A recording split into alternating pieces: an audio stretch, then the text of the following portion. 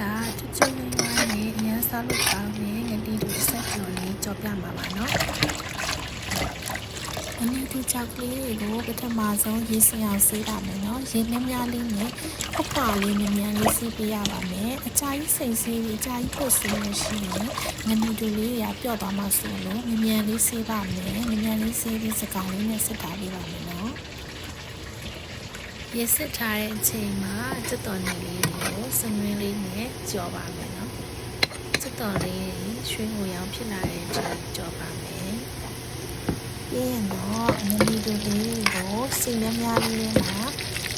နည်းနည်းချင်းစီထည့်ပြီးကြော်ပါမယ်နော်တခါတည်းအားလုံးထည့်မကြော်ပါဘူးဖေးသွားမှာဆိုလို့ပါနော်ကြဲကြဲလေးတွေကြော်ပါမယ်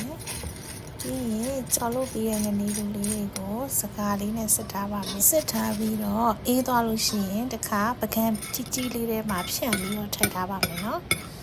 ထမတစ်ချက်ကစီစစ်မယ်ပြီးရင်ပကံကြဲကြဲလေးထဲမှာအေးခတ်မယ်ပေါ့နော်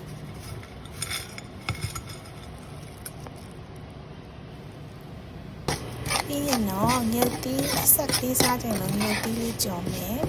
ငရုတ်တီးကိုလည်းအဲဒီခုနကငါးကြော်ထားတဲ့စီလေးနည်းနည်းလေးနဲ့ပဲလှိမ့်ကြော်ပါမယ်နော်ငရုတ်တီးလေးကြော်လိုက်ရင်အဲဒီခုနကြော်ထားတဲ့၃မျိုးလုံးကိုရောလိုက်လို့ရပါပြီကြော်ပြီးသွားပါပြီ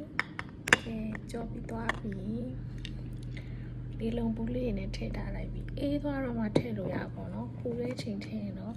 ပျော့သွားမယ်စမ်းစားကြည့်မယ်နော်